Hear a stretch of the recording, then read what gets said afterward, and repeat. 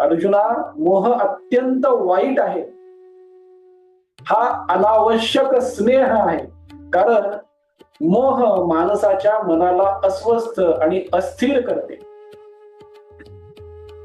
मोह मनुष्याच्या चैतन्याला, चित्ताला, चेतनेला हानी पोहोचवते. माऊली देखील म्हणतात की मोह धैर्यवान माणसाचा आत्मविश्वास कमी करते. मोह एकाग्रतेचा अभाव निर्माण करते. मोहामुळे मनुष्य आपल्या कर्तव्यापासून, जबाबदाऱ्यापासून पळून जाण्याचा प्रयत्न करतो आणि नाही त्या दिशेलाच भरकटतो की काय, अशी उपमा देखील ज्ञानेश्वर माऊली ज्ञानेश्वरीमध्ये देतात. आपण जेव्हा एका महामार्गावर गाडी चालवत असतो